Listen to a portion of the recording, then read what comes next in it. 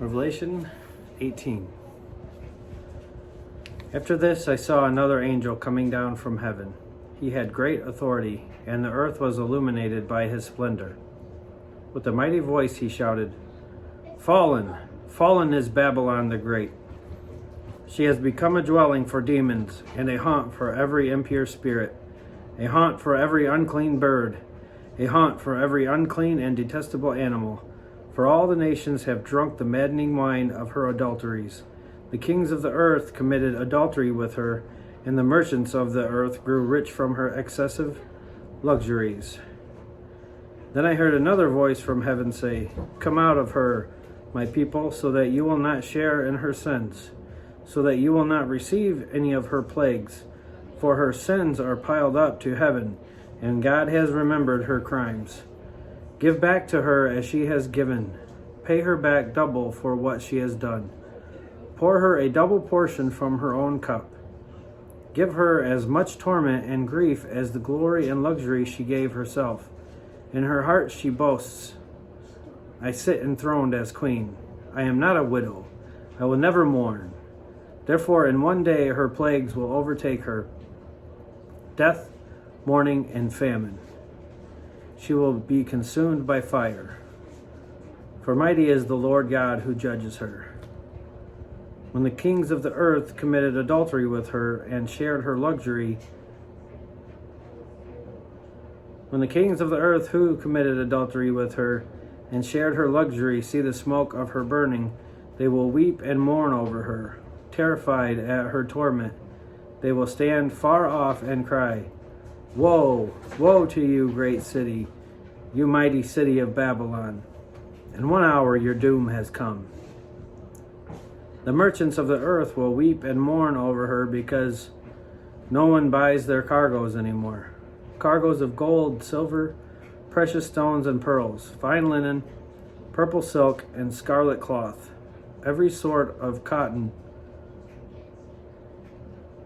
every sort of citron wood, and articles of every kind made of ivory, costly wood, bronze, iron, and marble.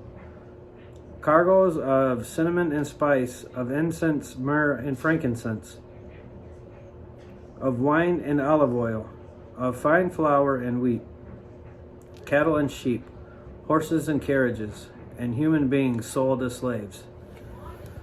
They will say, 'The fruit you longed for is gone from you. All your luxury and splendor have vanished, never to be recovered.'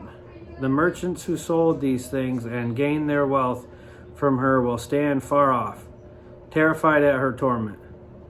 They will weep and mourn and cry out, 'Woe, woe to you, great city, dressed in fine linen, purple and scarlet, and glittering with gold, precious stones and pearls. In 1 hour such great wealth has been brought to ruin.'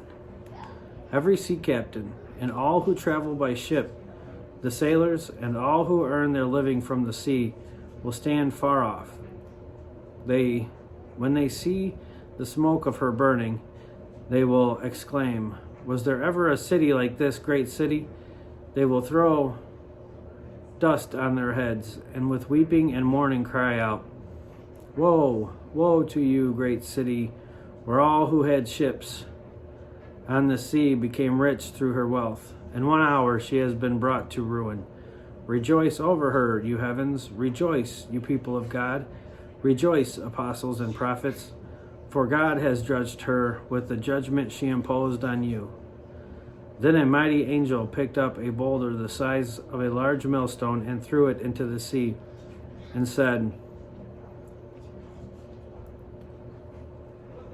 'With such violence the great city of Babylon will be thrown down, never to be found again. The music of harpists and musicians, pipers and trumpeters, will never be heard in you again. No worker of any trade will ever be found in you again. The sound of a millstone will never be heard in you again. The light of a lamp will never shine in you again. The voice of bridegroom and bride will never be heard in you again. Your merchants were the world's important people. By your magic spell, all the nations were led astray. In her was found the blood of prophets and of God's holy people. of all who have slaughtered on the earth,